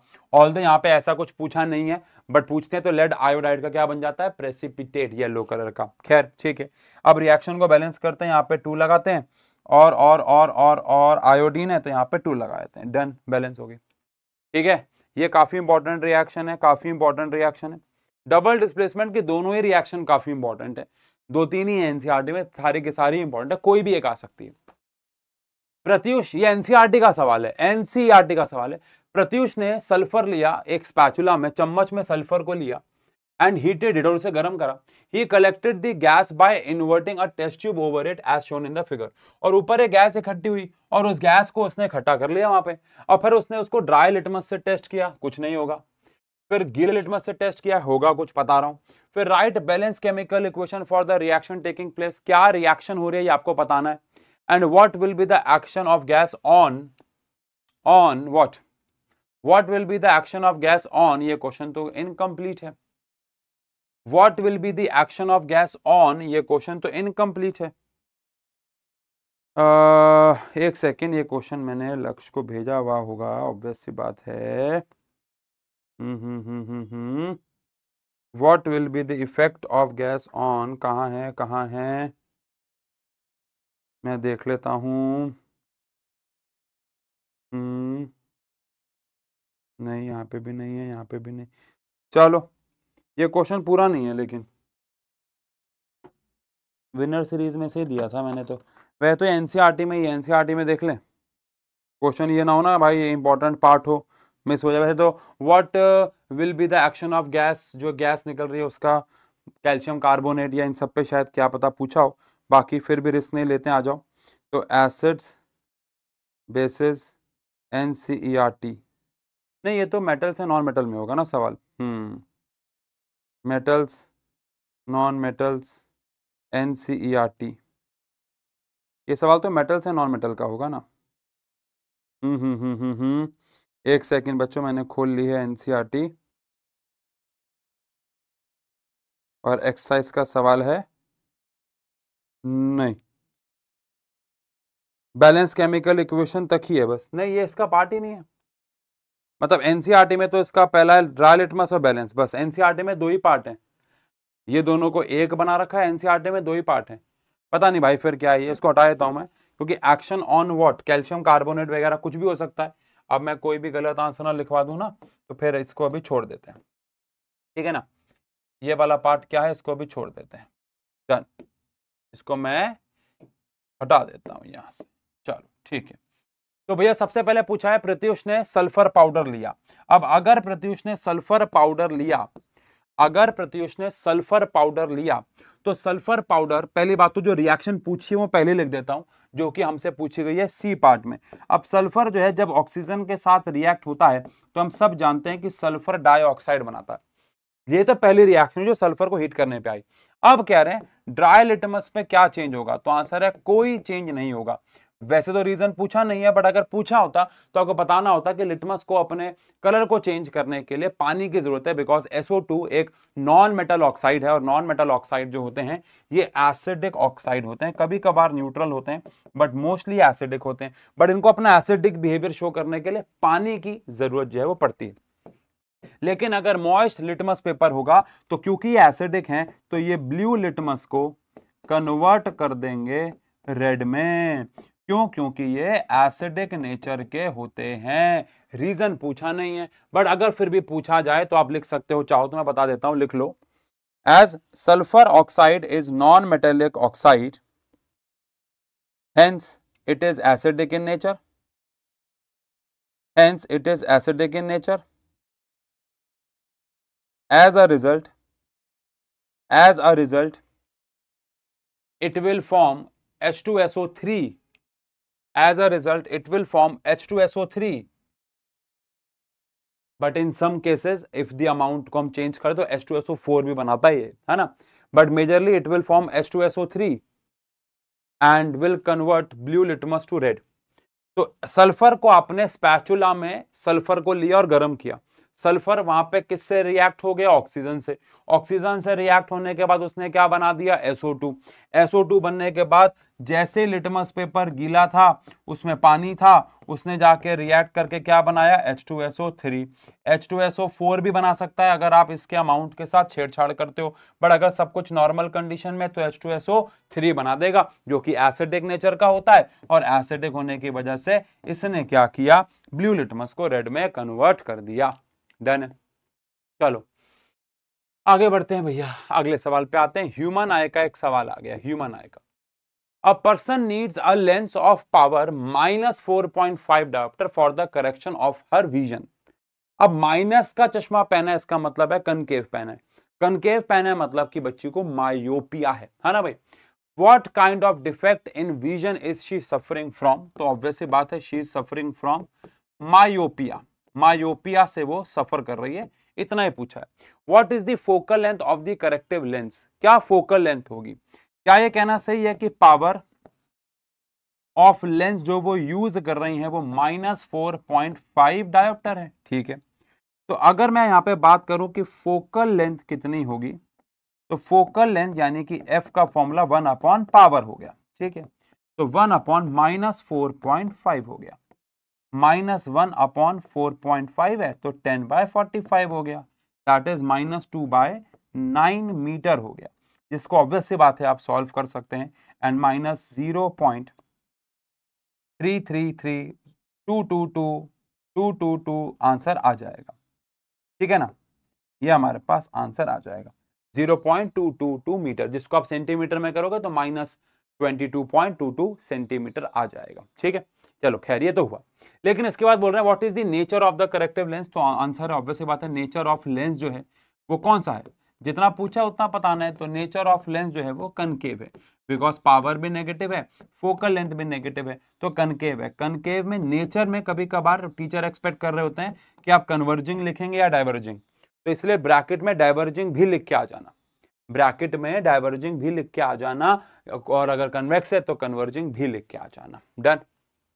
चलिए अगले सवाल में देखो भाई, यहां पे मैं कोई एक सवाल लेके आया हूं ऐसा, लेकिन ध्यान रहे कि बोर्ड में ये दोनों में से किसी एक के लिए एग्जाम में आ सकता है। मेरा कहने का मतलब क्या है, मैं जो सवाल लेके आया हूं आपके लिए वो एक नियर पॉइंट के दूर होने का है, यानी कि मैं जो सवाल लेके आया हूं एक बच्चे का नियर पॉइंट 90 हो गया, यानी कि इसको हाइपरमेट्रोपिया है। लेकिन एग्जाम में मायोपिया के लिए भी ये सेम सवाल आ सकता है। इसके लिए प्लीज जाओ ह्यूमन आई का वन शॉट देखो, साइंस एंड फन एजुकेशन पे क्वेश्चन आंसर देखो, मैंने इसके ऊपर आपको क्वेश्चन के साथ समझाया हुआ है कि बेटा मायोपिया और हाइपरमेट्रोपिया दोनों के सवाल आ सकते हैं। मैं यहाँ पे कोई एक सवाल लेके आया हूं, मैं फिर भी आपको याद करा देता हूं कि मायोपिया के केस में यू जो है, वी जो है और एफ जो है, एफ तो हमेशा आपको कैलकुलेट करना होगा, यू जो है वो इनफाइनाइट लेना होता है, वी जो है वो गिवन होता है, और ये दोनों माइनस में होते हैं। हाइपरमेट्रोपिया के केस में यू आपको 25 सेंटीमीटर लेना, ये माइनस होंगे, वी आपको हमेशा गिवन होता है, और अगेन आपको एफ जो है वो कैलकुलेट करना होता है। ये मैंने बहुत इंपॉर्टेंट पॉइंट लिखवाया था ह्यूमन आई के वन शॉट में, तो अभी भी ये उतना ही इंपॉर्टेंट है, तो ढंग से इसको प्लीज कर लीजिएगा। डन है, चलो कह रहे हैं what should be the focal length of the corrective lens required by a person for reading a book, अगर उसका नियर पॉइंट कितना हो गया है। तो पहली बात तो उसका नियर पॉइंट दूर हो गया, जिसका मतलब है उसको हाइपरमेट्रोपिया है, हाइपरमेट्रोपिया है, हाइपरमेट्रोपिया है। ठीक है, अब उसका जो यू है वो मैंने आपको बताया -25 सेंटीमीटर लेना होता है, बिकॉज हाइपरमेट्रोपिया में आपको पास का यानी कि 25 सेंटीमीटर का देखना है, और v जो है वो आपको गिवन होगा कि भैया वो कहां तक का आप देख पा रहा है, तो -90। आपको फोकल लेंथ कैलकुलेट करनी है, हमें पहले से ही पता है कि भैया अगर हाइपरमेट्रोपिया है तो उसकी फोकल लेंथ पॉजिटिव आएगी, बिकॉज पॉजिटिव क्यों आएगी बताओ, क्योंकि हाइपरमेट्रोपिया में कन्वेक्स लेंस पहनते हैं। तो what should be the focal length, तो फोकल लेंथ निकालने के लिए 1/f is equal to 1/v minus 1/u करेंगे। ह्यूमन आई और लाइट चैप्टर को मिला देता है सवाल। तो f हम लोगों को यहाँ पे कैलकुलेट करना है, 1/v हमारे पास -90 है, और -1/u हमारे पास -25 है, तो माइनस माइनस प्लस कर दिया मैंने, तो 1/f आ गया मेरे पास 90 और 25 का एलसीएम। माय गॉड, मेरे हिसाब से 90 और 25 का एलसीएम अभी जो मेरे दिमाग में आ रहा है वो 450 है, कोई छोटा नंबर भी हो तो छोड़ दो, इससे क्या लेना देना, बट ठीक है ये आ गया। अब इसको इससे काटा तो मेरे पास आंसर आ गया -5, और इसको इससे काटा तो मेरे पास आंसर आ गया है 100 में हमारे पास हो गया 4 4 और 4 16 17 18 हो गया, 18 आ गया। मैंने पक्का सही किया है क्या, ये 18 आ गया क्या है, 16 यानी कि 450 डिवाइड बाय 25 18 हो गया। ठीक है, बढ़िया। तो 1/f इज इक्वल टू, अब 18 में से 5 चले गए तो हमारे पास 13 आ गया, अपॉन में 450 आ गया, तो फोकल लेंथ हमारे पास आ गई 450 डिवाइड बाय 13। इतना घटिया नंबर क्यों आया है? 450 डिवाइड बाय 13, ये तो बड़ा अजीब सा नंबर है। तो आंसर है 34.62 सेंटीमीटर की फोकल लेंथ आ गई। इतना अजीब सा नंबर क्यों आया है? कुछ तो गड़बड़ है शायद।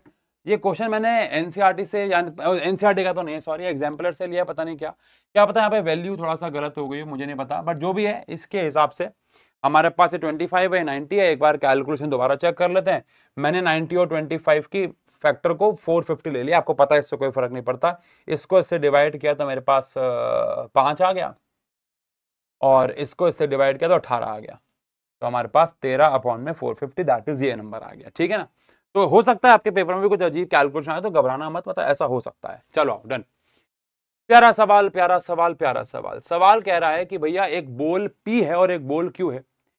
P वाले में मिल्क दूध जो है, मिल्क दूध प्लेन मिल्क जो है वो पड़ा हुआ है, यानी कि नॉर्मल दूध है। लेकिन जो Q वाला बोल है उसमें आपने मिल्क के अंदर बेकिंग सोडा भी डाला है। एनसीईआरटी का सवाल याद करो, बेकिंग सोडा दूध में डालते क्यों है? क्योंकि अगर आप बेकिंग सोडा के अंदर दूध के अंदर बेकिंग सोडा नहीं डालोगे तो दूध जल्दी खराब हो जाता है। कैसे? मान लो दूध को आप ट्रेवल करके लेके जा रहे हो, खासकर जो मिल्क मैन होते हैं, वुमेन होती हैं, वो दूध को जब ट्रेवल करके लेके जा रहे होते हैं 2-3 घंटे के सफर में, जैसे हमारे यहाँ पे दिल्ली में हरियाणा से काफी दूध आता है, पंजाब से काफी दूध आता है, तो ट्रेवल में समय लगता है, 2-3 घंटे लगते हैं। अब दूध खराब ना हो जाए तो दूध वाले भैया जो बाइक वाइक पे जनरली ट्रेवल करते हैं वो उसमें बेकिंग सोडा डाल देते हैं, ताकि दूध का पीएच बढ़ जाए। और दूध खराब कब होता है? जब उसका पीएच कम होता है। तो ये हमने क्वेश्चन एनसीईआरटी में पढ़ा हुआ है। देखिए बड़ा अलग तरीके से ये, इनमें से किसकी दही ज्यादा फास्ट जमेगी? तो आंसर है दही जो फास्ट जमेगी वो P वाले की है। तो बोल P वाला जो है इसमें ये दही ज्यादा फास्ट जमेगी, कर्डल्स फास्टर। क्यों? ऐसा क्यों? आओ explain considering reaction kinetics and acid basis neutralisation. मतलब कौन से रिएक्शन फास्ट है? रिएक्शन काइनेटिक्स मतलब फास्ट और स्लो के रिस्पेक्ट में, एसिड बेस में बताओ। तो बहुत बेसिक बात है कि जो बोल Q है उसमें आपने बेकिंग सोडा डाला हुआ है, और बेकिंग सोडा एक बेस होता है। ठीक है, अब कर्डलिंग के लिए आपको एसिडिक एनवायरनमेंट चाहिए। तो पहले जो लैक्टिक एसिड फॉर्म हो रहा है, जो पहले लैक्टिक एसिड फॉर्म हो रहा है विल न्यूट्रलाइज बेकिंग सोडा, पहले वो उसको न्यूट्रलाइज करेगा, देन कर्डलिंग विल स्टार्ट, यानी उसके बाद जो है वो दही जमना शुरू होगा, जिसकी वजह से बाद में दही जमना शुरू होगा, जिसकी वजह से जो बोल P है उसमें दही फास्टर जम जाएगा। तो बोल Q में उन्होंने बेकिंग सोडा डाल रखा जो कि बेस होता है, तो दही बन रहा है, मतलब लैक्टिक एसिड फॉर्म हो रहा है, लैक्टोबैसिलस लैक्टिक एसिड बना रहा है, लेकिन वो लैक्टिक एसिड वेस्ट हो रहा है बेकिंग सोडा को न्यूट्रलाइज करने में। तो अगर आप दही जमाना आपका पर्पस है तो दही लेट जमेगा। क्यों? क्योंकि वहां पे पहले न्यूट्रलाइजेशन रिएक्शन जो है वो होने वाली है। ठीक है, अगला सवाल हमारे पास आता है कि इंडस्ट्रियल एमिशन कॉज मार्बल यानी calcium carbonate of Taj Mahal to corrode forming calcium sulphate. Calcium sulphate ये बड़ा इंपॉर्टेंट है। यहां पर write the chemical equation and discuss environmental chemistry implications.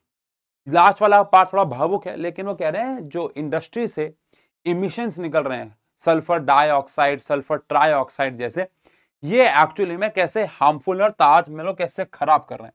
तो जो भी हमारे इंडस्ट्रियल एमिशंस हैं उनमें कुछ खतरनाक गैसेस जैसे SO2, SO3 जैसी गैसेस निकलती हैं, कभी कभार तो NO2 भी।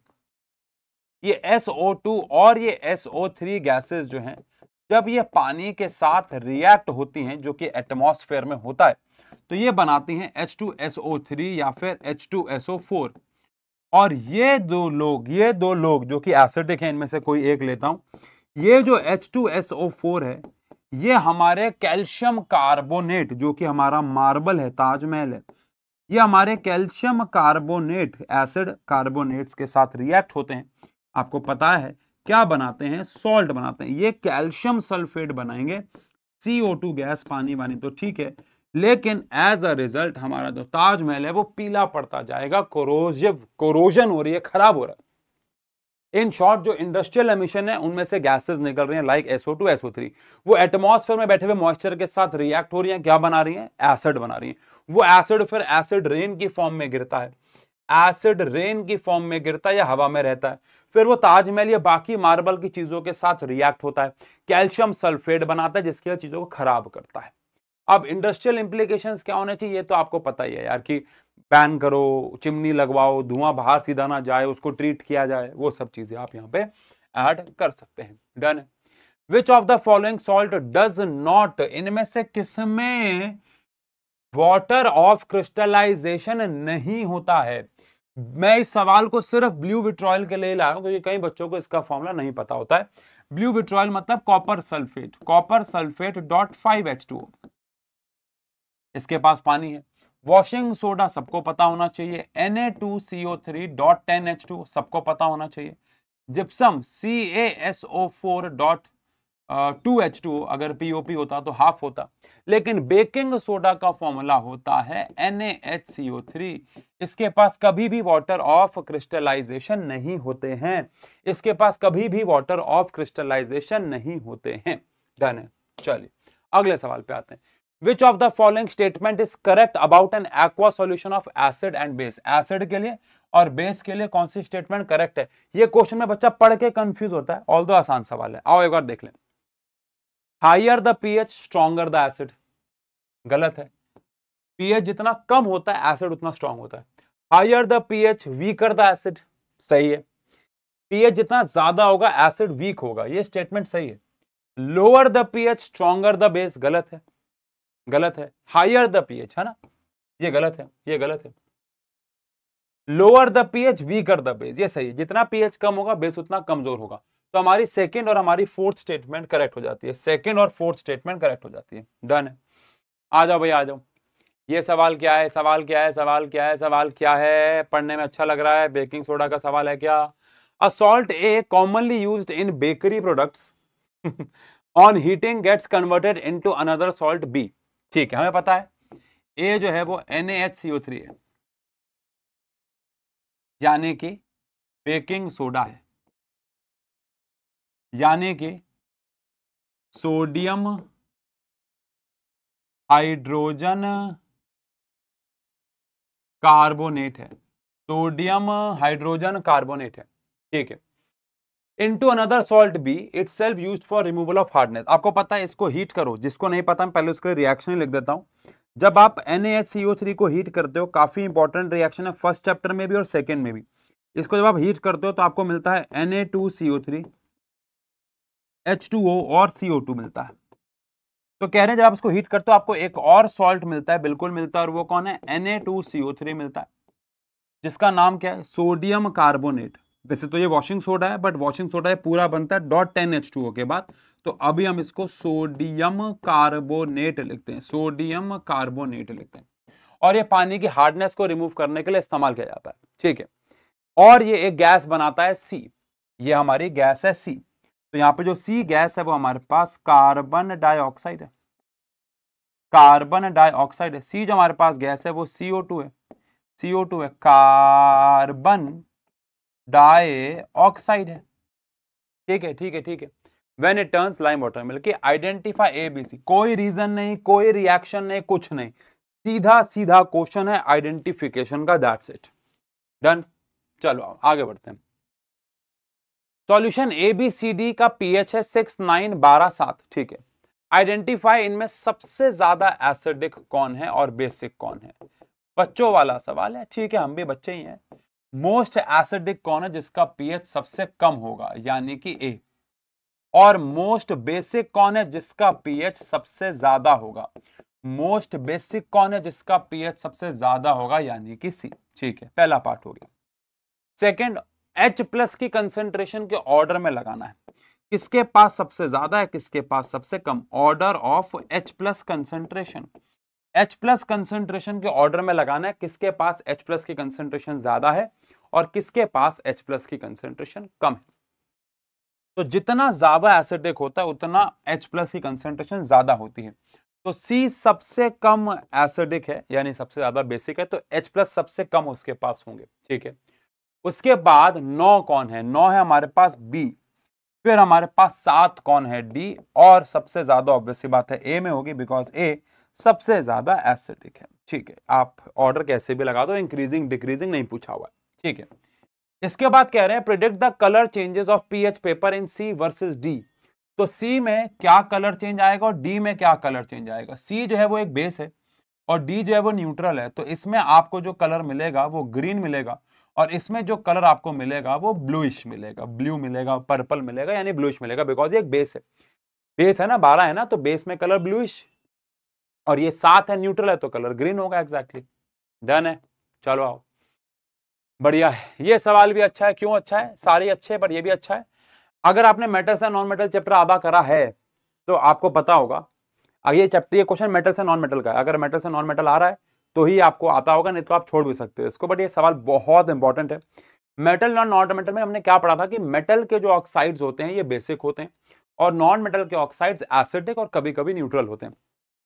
लेकिन कुछ ऑक्साइड्स ऐसे भी होते हैं जो एसिडिक और बेसिक दोनों बिहेवियर शो करते हैं, जिनको एम्फोटेरिक ऑक्साइड्स कहा गया था।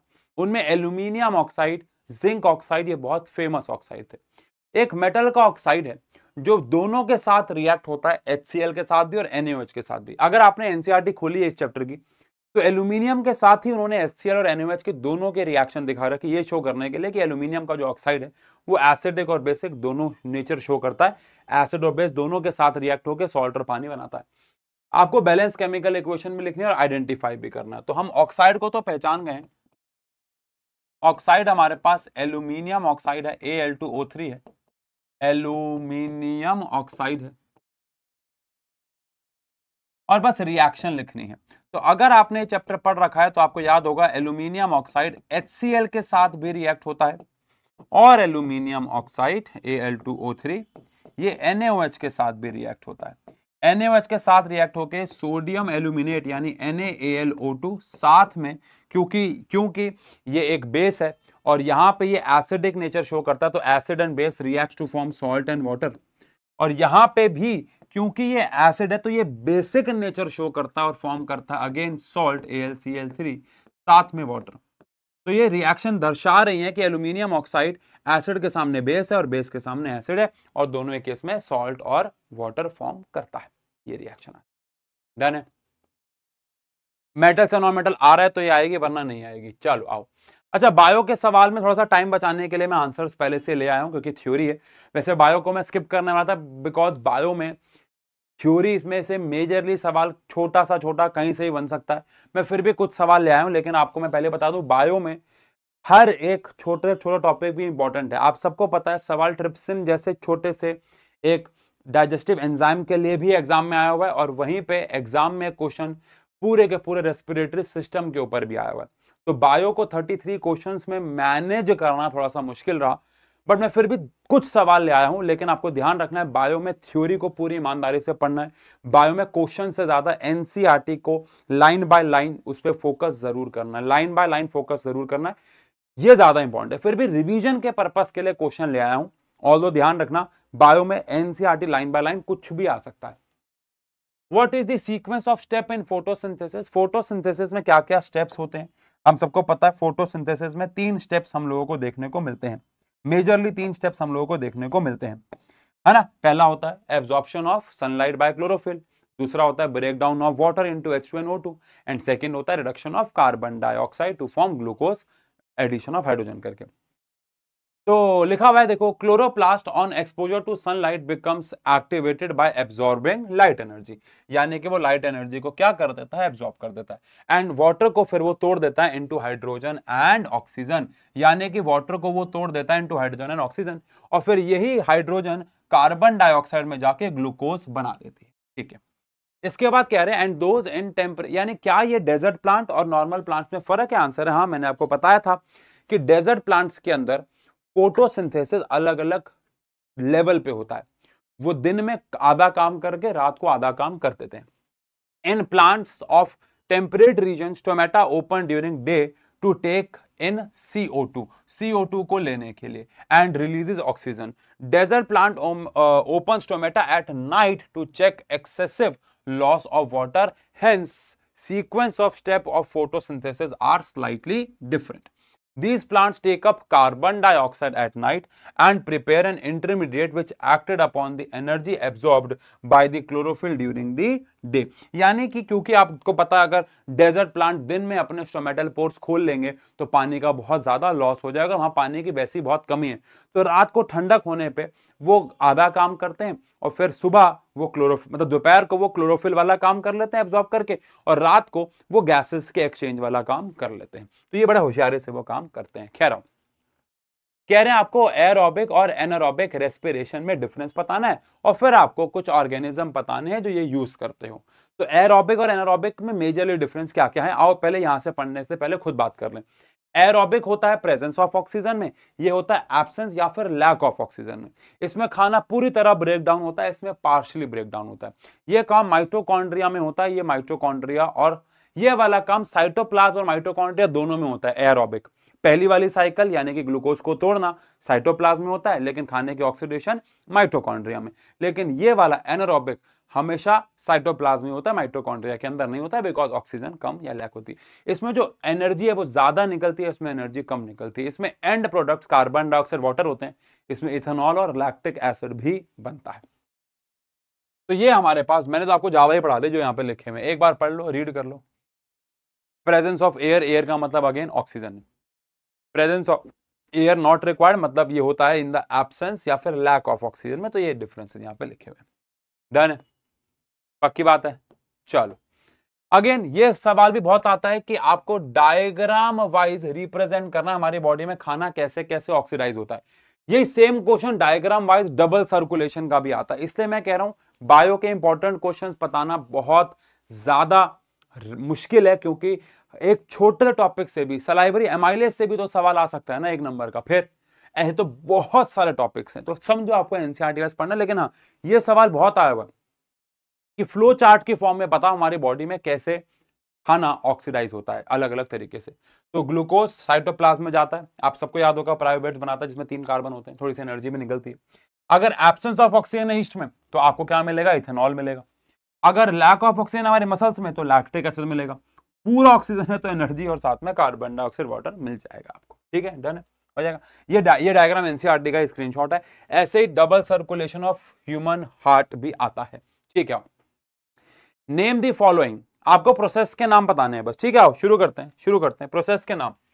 पहले वाले में बोल रखा है the process in plants that links the light energy to chemical energy.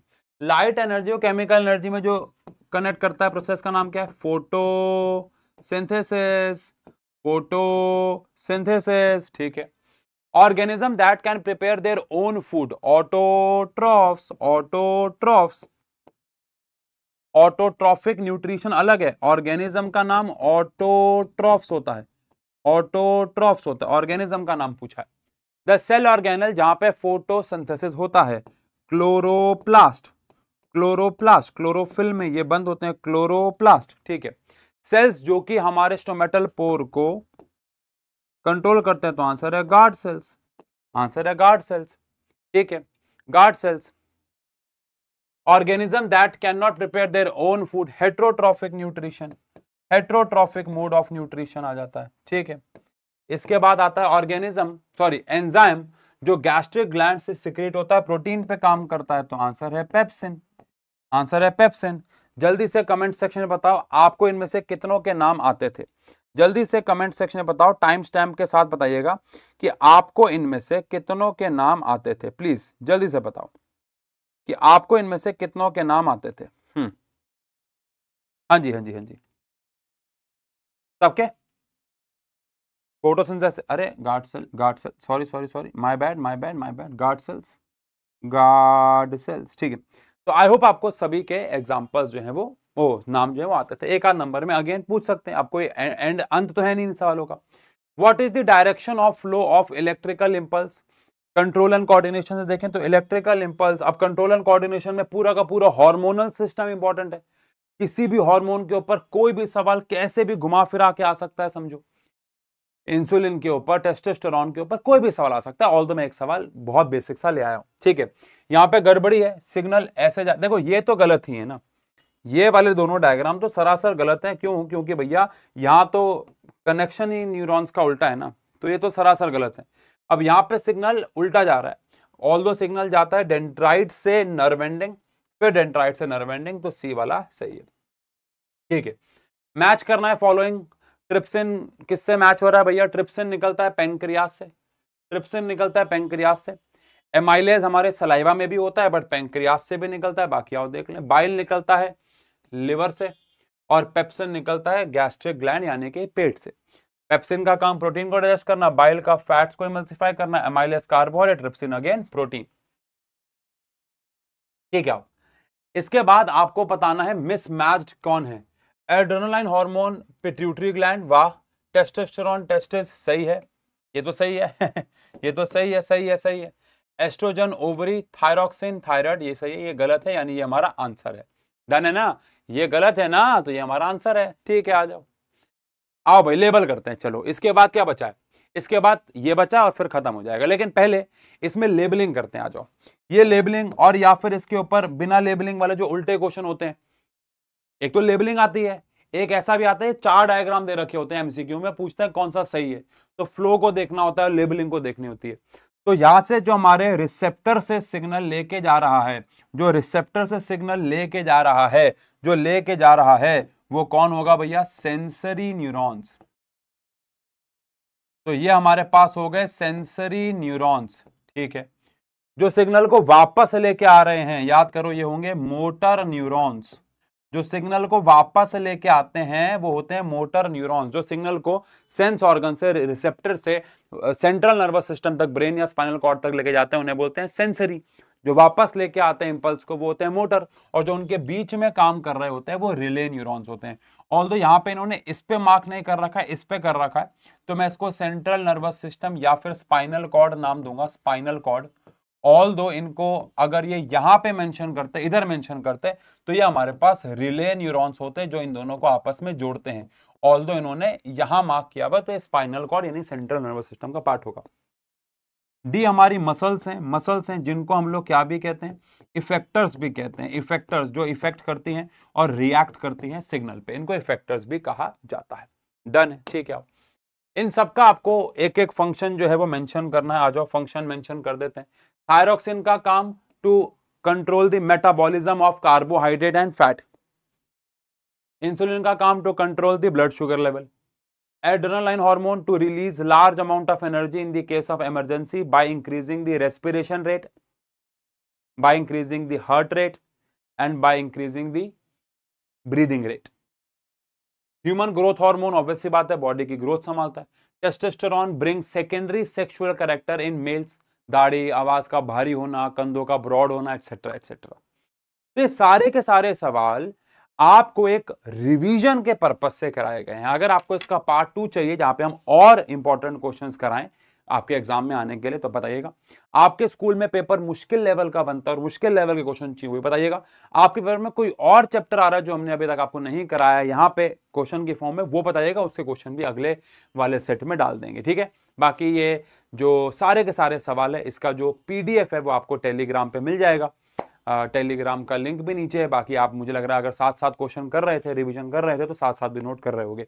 बाकी मिलते हैं ऐसे अगले वीडियो में, वन शॉट में। तब तक के लिए बाय बाय।